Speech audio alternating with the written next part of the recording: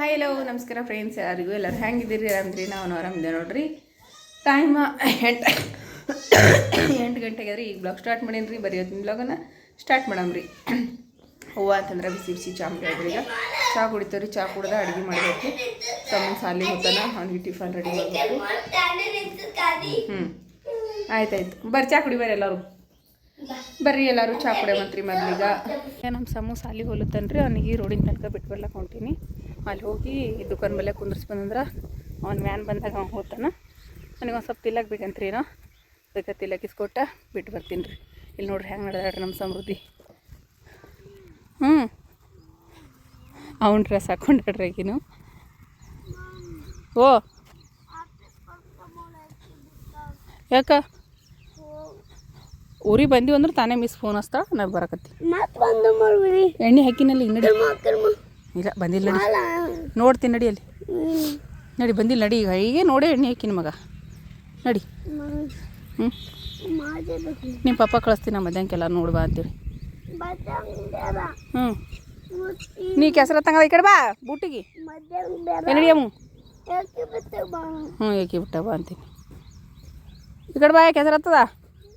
ನಡಿಯಪ್ಪ ನಡಿಯೋ. ಮಗ ರೋಡಿಗೆ ಕುಂದ್ರಿಸಿ ಬಂದೆ ನೋಡ್ರಿ. ಯಾಕೆ ಒಂದು ಬಿಸ್ಕಿಟ್ ಪುಡ ತೊಗೊಂಬಂದು ನೋಡ್ರಿ. ಒಂದು ಚಾಕ್ಲೇಟ, ಒಂದು ಬಿಸ್ಕಿಟ. ಅವನಿಗೆ ಒಂದು ಬಿಸ್ಕಿಟ, ಒಂದು ಚಾಕ್ಲೇಟ್ ಇಸ್ಕೊಟ್ಟೆ. ಹೋದನ್ರಿ ಅವನು. ನಾ ಕೂತಾನ್ರಿ ಅಲ್ಲೇ. ಇವನ ಬಸ್ ಬಂದಿಲ್ಲ ಒಂದು.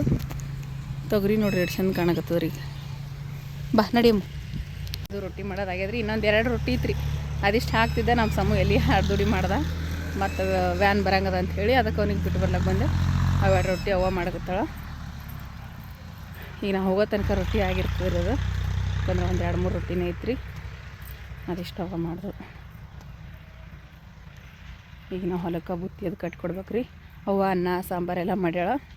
ನಾನು ರೊಟ್ಟಿ ಮಾಡೋಷ್ಟೊತ್ತಿಗೆ ಬಿತ್ತದ ರೀ. ನಾವು ಇವತ್ತೊಂದು ದಿವಸ ಅದಕ್ಕೆ ಹೊಲಕ್ಕೆ ಬುತ್ತಿ ತೊಗೊಂಡು ಹೋಗ್ತಾರೆ ಈಗ ಅವರು. ಈಗ ನೋಡಿರಿ ಟೈಮ್ ಮಧ್ಯಾಹ್ನ ಆಗ್ಯದ. ಹೊಲಕ್ಕೆ ಬುತ್ತಿ ಹೋಯ್ತೀವಿ ಅಂದ್ರೆ ಅದಕ್ಕೆ ಬುತ್ತಿ ಕಟ್ಟಿಟ್ಟಿನಿ. ಈಗ ಬಂದ ಬುತ್ತಿ ತೊಗೊಂಡು ಹೋಗ್ತಾರೆ. ಬಿತ್ಲಕ್ಕೆ ಹೋಗ್ಯಾರ್ರಿ. ಅದಕ್ಕೆ ಬುತ್ತಿ ಒಯ್ತಾರೆ ಈಗ ಬಂದು. ನೋಡ್ರಿ ಕಟ್ಟಿಟ್ಟಿನ ಬುತ್ತಿ. ಬಿಸಿಬೇಳೆ ಬುತ್ತಿ ಇಟ್ಟು ಮತ್ತು ಟಿಫನ್ ಬಾಕ್ಸ್ನಾಗ ಮಜ್ಜಿಗೆ ಸಾಂಬಾರು ಮಾಡ್ಯಾಡ್ರಿ ಅವ್ವ. ಇವತ್ತು ಮಜ್ಜಿಗೆ ಸಾಂಬಾರು ಹಾಕಿಟ್ಟಿನಿ.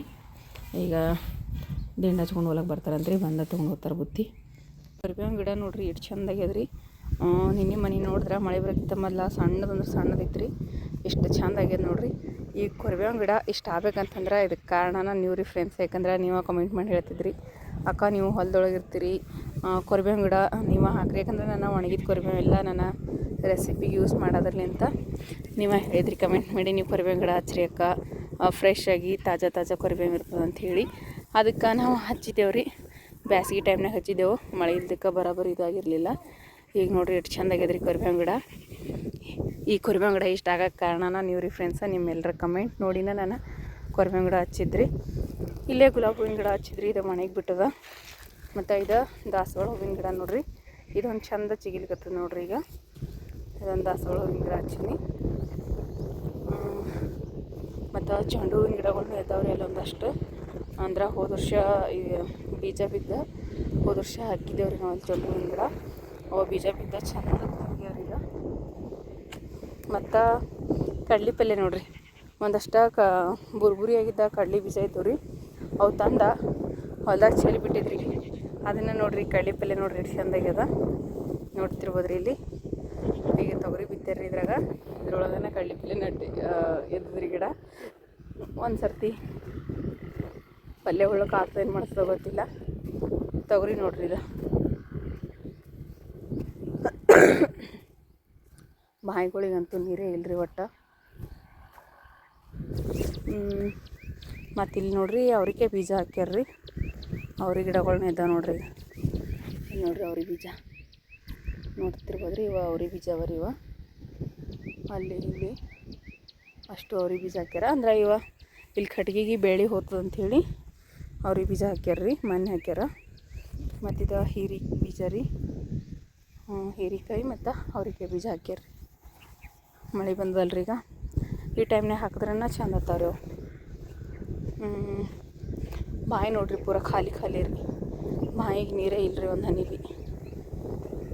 ಯಾಕಂದ್ರೆ ಮಳೆ ಇದ್ರನ ಬಾಯಿಗಳಿಗೆ ನೀರು ಇರ್ತಾವ್ರಿ. ಮಳೆನೇ ಇರಲಿಲ್ಲ ಅಂತಂದ್ರೆ ಬಾಯಿಗಳಿಗೆ ನೀರೇ ಎಲ್ಲಿಂದ ಬರ್ಬೇಕು ರೀ.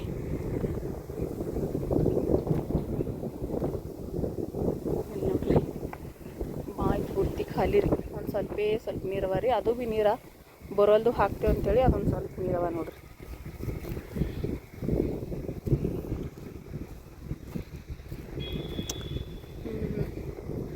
ಆ ಕಡೆ ಅಲ್ಲೇನೋ ಬಿತ್ತಾರ್ರಿ, ಜೋಳ ಬಿತ್ತಾರ ಏನು ಮಾಡ್ಯಾರ ಅವ್ರಿಗೆ.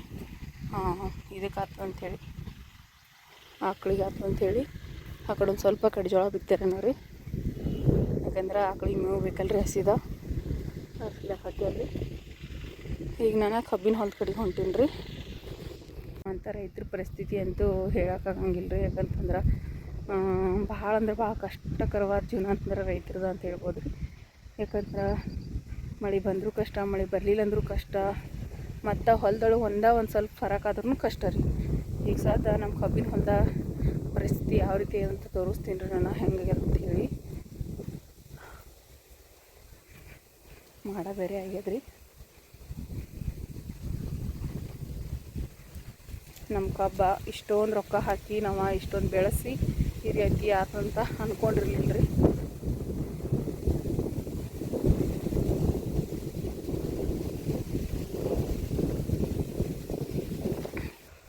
ಇದು ನೋಡ್ರಿ ಕಬ್ರಿ ನೋಡ್ತಿರ್ಬೋದು ರೀ. ಈ ಕಡೆ ಒಂದು ಅರ್ಧ ಹೊಲ ಆಗುವಷ್ಟು ಕಬ್ಬು ಹೆಂಗದ, ಮತ್ತು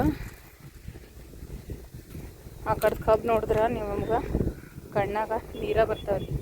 ಆ ರೀತಿ ಪರಿಸ್ಥಿತಿ ಆಗ್ಯದ ರೀ ಕಬ್ಬಿನ ಹೊಲಕ್ಕೆ ನೋಡಿದ್ರೆ ಕಣ್ಣಾಗ ನೀರು ಬರ್ಬೇಕು ಹಂಗಾಗ್ಯದ. ಏನಾಗ್ಯದಂತ ನೋಡಿರಿ. ಅದಕ್ಕೇನಾರೆ ನಿಮ್ಗೆ ಅಂದ್ರೆ ನಾವು ಈಗ ಫಸ್ಟ್ ಟೈಮ್ ರೀ ಕಬ್ಬು ಹಚ್ಚಿದ್ದ. ಅದಕ್ಕೇನಾರೆ ಪರಿಹಾರ ನಿಮಗೆ ಗೊತ್ತಿತ್ತಂತಂದ್ರೆ ಕಮೆಂಟ್ ಮುಖಾಂತರ ತಿಳಿಸ್ರಿ. ಯಾಕಂದ್ರೆ ಎಷ್ಟು ದಿನ ಈ ಕಬ್ಬಿಗಂತೂ ನೀರು ಇರಲಿಲ್ಲ ರೀ. ಈಗ ಮಳೆ ಬಂದದ. ಈ ಕಡೆ ಅರ್ಧ ಹೊಲದ ತನಕ ಚಲೋ ಅದ ರೀ ಕಬ್ಬ. ಅರ್ಧ ಹೊಲದ್ಲಿಂತ ಯಾವ ರೀತಿ ಬಂದದ ಇದು ಅನ್ನೋದನ್ನ ತೋರಿಸ್ತೀನಿ ರೀ ನಾನೀಗ.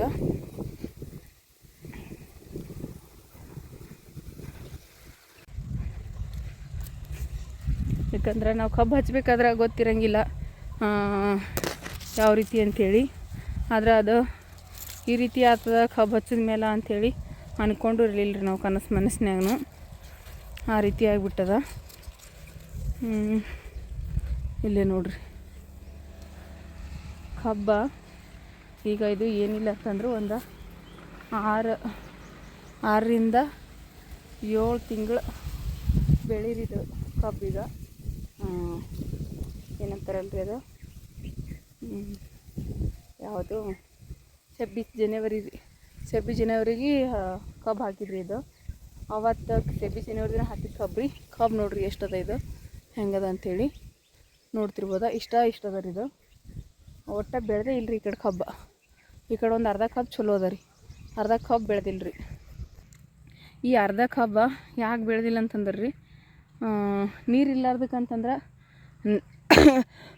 ಮೊದಲೆಲ್ಲ ಇಷ್ಟು ದಿನ ನೀರು ಬಿಟ್ಟಿದ್ದೇವೆ ರೀ. ಆದ್ರೆ ಈಗೀಗ ಒಂದು 2 ತಿಂಗಳಿಂದ ನೀರು ಕಡಿಮೆ ಬಿದ್ದು ನೀರು ಬಿಟ್ಟಿಲ್ಲ. ಆದ್ರೆ ಈ ಕಡೆ ಅರ್ಧ ಹೊಲ ಈ ಕಡೆ ಹಿಂದೆ ನೋಡ್ಬೋದು ರೀ. ಈ ಕಡೆ ಒಂದು ಸ್ವಲ್ಪ ಚಲೋ ಅದ ರೀ. ಈ ಕಡೆ ಮಾತ್ರ ಹಿಂಗೆ ಅದ ರೀ ಕಬ್ಬ. ಅದು ಯಾಕಪ್ಪ ಅಂತಂದ್ರೆ ರೀ, ಇದು ಅಂತ ನೋಡ್ರಿ, ಈ ಹುಲ್ಲು ರೀ. ಈ ಹುಲ್ಲ ಕಾರಣ ಅಂತ್ರಿ ಅದಕ್ಕೆ. ಈಗ ಹೇಳತ್ತಾರ ರೀ, ಅಂದ್ರೆ ಇದು ಒಂದು ದಂಟಿದ್ರೂ ಕಬ್ಬ ಬೆಳೆಯಂಗಿಲ್ಲ ಅಂತ್ರಿ. ಆದ್ರೆ ಈ ಹೊಲ್ದಾಗ ಹೆಂಗದ ಅಂತಂದ್ರಿ, ಹೊಲ ಪೂರ್ತಿ ಬರೀ ಇದನ್ನೇ ಅದ ರೀ. ಇದು ಮಲ್ಗೆ ಹೂವು ಅಂತ್ರಿ. ಇದು ಯಾವ್ದು ಮಲ್ಗೆ ಹೂವು ಅಂತಾರ ಗೊತ್ತಿಲ್ಲ. ಆದ್ರೆ ಈ ಒಂದು ಮಲ್ಗೆ ಹೂವಿಲಿಂತ ನಮ್ಮ ಇಡೀ ಕಬ್ಬು ಹಾಳಾಗ್ಯದ್ರಿ. ಭಾಳ ಅಂದ್ರೆ ಭಾಳ ಹೈರಾಣ ಪರಿಸ್ಥಿತಿ ರೀ. ಏನು ಮಾಡ್ಬೇಕಂತನ ಗೊತ್ತಾಗೋಲ್ರಿ ನಮಗಂತೂ. ಭಾಳ ಅಂದ್ರೆ ಭಾಳ ಕಷ್ಟ ರೀ. ಯಾಕಂತಂದ್ರೆ ಎಷ್ಟೋ ಲಕ್ಷ ರೂಪಾಯಿ ಗಟ್ಟಲೆ, ನಮ್ಮದಂತೂ ಸ್ವಂತ ಹೊಲ ಇಲ್ಲ, ಬೇರೆ ಹೊಲಕ್ಕೆ ಲಕ್ಷಗಟ್ಟಲೆ ಖರ್ಚು ಮಾಡಿ ಕಬ್ಬನ್ನ ಹಚ್ಚಿದೇವ್ರಿ. ಚಲೋ ಆಗ್ತದೆ ಕಬ್ಬು ಅಂತ ಅಂದ್ಕೊಂಡ. ಆದ್ರೆ ಮುಂದೆ ಬಂದ ಈ ಹುಲ್ಲಾಗಿಬಿಟ್ಟದ್ರಿ. ಈ ಹುಲ್ಲಾಗಿ ಸಲ್ಯಾಕ ಕಬ್ಬಿಂದ ಒಟ್ಟು ಬೆಳವಣಿಗೆ ಅನ್ನೋದೇ ಇಲ್ಲರಿ. ಇದಕ್ಕೆ ಕಬ್ಬು ಬೆಳೆದಿರೋ ಅಂಥವ್ರು ನೀವು ಯಾರಾದರೂ ಇದ್ರೆ, ನಿಮಗೆ ಪರಿಹಾರ ಅನ್ನೋದೇನಾದರೂ ಗೊತ್ತಿದ್ರೆ ಕಮೆಂಟ್ ಮುಖಾಂತರ ತಿಳಿಸ್ರಿ. ಯಾಕಂದ್ರೆ ಭಾಳ ಅಂದ್ರೆ ಭಾಳ ಆಗ್ಯದ್ರಿ ಇದು ಫ್ರೆಂಡ್ಸ. ಇದ್ರಲಿಂತ ಕಬ್ಬಿನ ಬೆಳವಣಿಗೆ ಒಂದು ಸ್ವಲ್ಪನೂ ಇಲ್ಲ. ಅದಕ್ಕೆ ಏನು ಮಾಡ್ಬೇಕು ಅನ್ನೋಂಥದ್ದು ನಮಗೆ ಗೊತ್ತಾಗಲ್ಲಾಗ್ಯದ್ರಿ. ನಮ್ಮ ಯಜಮಾನ್ರಿಗಾಗಿರ್ಬೋದು, ನಮಗಾಗಿರ್ಬೋದು. ಯಾಕಂದ್ರೆ ನಾವು ಕಷ್ಟಪಟ್ಟಿದ್ದ ಏನಾದರೂ ಒಂದು, ಯಾಕಂದ್ರೆ ಪ್ರತಿ ವರ್ಷ ತೊಗರಿ ಹಾಕಿ ಮಳೆ ಜಾಸ್ತಿ ಆಗಿ ತೊಗರಿ ನೀರು ಹತ್ತಿ ತೊಗರಿ ಎಲ್ಲ ಹೋಗ್ತಾವಂಥೇಳಿ ಈ ವರ್ಷ ಸಾಲ ಸಮದ ಮಾಡಿ ಕಬ್ಬುಗಳನ್ನು ಹಚ್ಚಿದೇವು ರೀ. ಆದ್ರೆ ಈ ಒಂದು ಹುಲ್ಲಿಲಿಂತ ನಮ್ಮ ಇಡೀ ಕಬ್ಬನ್ನು ಹಾಳು ಮಾಡಿ ಇಡ್ಲಾಕತ್ತದ ರೀ. ಅದಕ್ಕೆ ಏನು ಮಾಡಬೇಕು ಏನಿಲ್ಲ ಗೊತ್ತಾಗಲ್ಲ ರೀ ಏನೂ. ಇದಕ್ಕೆ ಏನಾದರೂ ಪರಿಹಾರ ಇದ್ರೆ ದಯವಿಟ್ಟು ನೀವು ಕಮೆಂಟ್ ಮುಖಾಂತರ ಇದ್ರ ಪರಿಹಾರ ತಿಳಿಸ್ರಿ ಫ್ರೆಂಡ್ಸ. ಯಾಕಂದ್ರೆ ನಾವಂತೂ ಫುಲ್ ಸೋತೋದಂಗೆ ಆಗಿಬಿಟ್ಟದ್ರಿ. ಈ ಒಂದು ಹುಲ್ಲಿಲಿಂತಾಗಿ ಇದು ಹೊಲ 4 ಎಕರೆ ಕಬ್ರಿ. ಇದು 4 ಎಕರೆ ಕಬ್ಬಿನೊಳಗೆ ಅರ್ಧ ಹೊಲ ಪೂರ್ತಿ ಇದನ್ನೇ ಆಗ್ಬಿಟ್ಟದ್ರಿ. ಹುಲ್ಲಂತೂ ಇಷ್ಟಾಗ್ಯದ್ರಿ, ಇದು ಹೇಳೋಕ್ಕಾಗವಲ್ರಿ ಅಷ್ಟಾಗ್ಯದ. ಇದಕ್ಕೆ ಯಾವುದೇ ರೀತಿ ಎಣ್ಣೆ ಇಲ್ಲ ಅಂತ ಹೇಳಕತ್ತಾರ್ರಿ. ನಿಮಗೇನಾದರೂ ಗೊತ್ತಿರೋರ ಕಮೆಂಟ್ ಮುಖಾಂತರ ತಿಳಿಸಿ ಸಪೋರ್ಟ್ ಮಾಡಿರಿ. ನಮ್ಮಂಥ ಬಡವ್ರಿಗೇನೆ ಬಡವ್ರ ಸುತ್ತನ ಇರ್ತದೆ ಕಷ್ಟಗಳಂತ ಹೇಳ್ತಾರಲ್ರಿ. ಹಾಗಾಗಿ ನಮ್ಮಂಥ ಬಡವ್ರ ಸುತ್ತನ ಪ್ರತಿಯೊಂದು ಕಷ್ಟನೂ ಹುಡ್ಕೊಂಡು ಬರ್ತಿರ್ತಾವೆ. ಒಂದಾಗೋಷ್ಟೊತ್ತಿಗೆ ಒಂದು ಕಷ್ಟ ಮುಗಿದು ಅನ್ನೋಷ್ಟೊತ್ತಿಗೆ ಇನ್ನೊಂದು ಕಷ್ಟ ಹುಡ್ಕೊಂಬರ್ತದೆ ರೀ ನಮ್ಮಂಥ ಬಡವ್ರಿಗೆ. ಯಾಕೋ ಗೊತ್ತಿಲ್ಲ, ಬಡವ್ರು ಕಂಡ್ರೆ ಕಷ್ಟ ಅನ್ನೋದು ಓಡ್ಕೊಂಬರ್ತಂತ ಅನ್ನಿಸ್ತದೆ ರೀ. ನನಗಂತೂ ಸಾಕಾಗಿ ಹೋಗಿದ್ರಿ. ನಮಗಂತೂ ಪ್ರತಿ ವರ್ಷ ಮಳೆ ಜಾಸ್ತಿ ಆದಂತ ಈ ವರ್ಷ ಕಬ್ಬು ಹಚ್ಕೊಂಡು ಕೂತ್ರೆ ಮಳೆನೂ ಇಲ್ಲರಿ ಈ ಕಡೆ.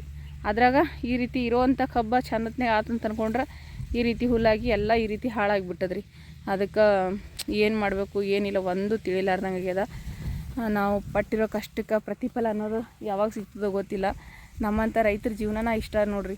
ಅದ್ರಾಗ ಸ್ವಂತ ಹೊಲ ಇದ್ದವ್ರದ ನಡೀತದ್ರಿ. ಈ ವರ್ಷ ಇಲ್ಲಾಂದ್ರೆ ಇನ್ನೊಂದು ವರ್ಷ ಬೆಳೀತದ, ಈ ಬೆಳೆ ಇಲ್ಲಾಂದ್ರೆ ಇನ್ನೊಂದು ವರ್ಷ ಅಂಥೇಳಿ ನಮ್ಮಂಥ ಬಡವ್ರ ಬೇರೆ ಹೊಲಗಳೆಲ್ಲ ಮಾಡಿ ಪಾಲಕ್ ಮಾಡಿ ಸಾಕಷ್ಟು ಕಡೆ ಸಾಲ ತೆಗೆದ ರೊಕ್ಕ ತಂದ ಹೊಲಕ್ಕೆ ಸುರುವಿ ಈ ರೀತಿ ಎಲ್ಲ ಹಾಳಾದಾಗ ಭಾಳ ಅಂದ್ರೆ ಭಾಳ ಕಷ್ಟ ನೋಡ್ರಿ ಫ್ರೆಂಡ್ಸ್. ದಯವಿಟ್ಟು ನಿಮಗೇನಾದರೂ ಪರಿಹಾರ ಗೊತ್ತಿದ್ರೆ ತಿಳಿಸ್ರಿ ಕಮೆಂಟ್ ಮುಖಾಂತರ ಅಂತ ಕೇಳ್ಕೊಳ್ಳೋ ಸಲುವಾಗಿನ ಇವತ್ತಿನ ಈ ವಿಡಿಯೋಸ್ನ ಮಾಡಿರೋದ್ರಿ. ನೋಡ್ತಿರ್ಬೋದ್ರಿ ಇದು ಹುಲ್ಲ ಎಷ್ಟೊಂದು ಹುಲ್ಲದ ಅಂತೇಳಿದು. ಈ ರೀತಿ ಮಲ್ಲಿಗೆ ಹೂವಿನ ಹುಲ್ಲ ಫುಲ್ ಕಬ್ಬಿನ ಪೂರ್ತಿ ಇದ ಮಲ್ಲಿಗೆ ಹೂವಿನ ಹುಲ್ಲದ ರೀ. ಇದಕ್ಕೇನಾದರೂ ಔಷಧಿ ಗೊತ್ತಿರೋರ ದಯವಿಟ್ಟು ಕಮೆಂಟ್ ಮುಖಾಂತರ ತಿಳಿಸ್ರಿ. ನೋಡ್ರಿ ಇದು ಕಬ್ಬಿನಾಗ ಫುಲ್ ಸಾಲ ಬೇರೆ ಯಾವುದೇ ರೀತಿ ಹುಲ್ಲೂ ಇಲ್ಲ ನೋಡ್ರಿ. ಎಲ್ಲ ಕಡೆಗೆ ಬರೇ ಇದೇ ಹುಲ್ಲು ರೀ. ಇದು ಎಣ್ಣೆ ಹೊಡೆದ್ರೆ ಹೋಗ್ತದೋ ಏನು ಮಾಡ್ತದೋ ಗೊತ್ತಿಲ್ಲ ರೀ. ಈ ಕಡೆ ಒಂದು ಅರ್ಧ ಹೊಲ ಆದರೂ ಕಬ್ಬ ಸ್ವಲ್ಪ ನೋಡೋ ಥರ ಅದ ರೀ. ಇದು ಸ್ವಲ್ಪ ಚಂದ ಕಾಣಿಸಕತ್ತದ ರೀ. ಇಲ್ಲಿಂದ ಅರ್ಧ ಹೊಲ ಅಂತೂ ನೋಡ್ತಿರ್ಬೋದ್ರಿ. ಅದು ಎಷ್ಟು ಸಣ್ಣದದ ನೋಡ್ರಿ ಇದು ಕಬ್ಬು. ಒಂದು 2 ಗಣಿಕೆನೂ ಬಂದಿಲ್ಲ. ಅದ್ರಾಗ ಸಣ್ಣ ಗಣಿಕೆಗಳು ಆಗಿಬಿಟ್ಟವ್ರಿ ಅವು ಅಷ್ಟೇ.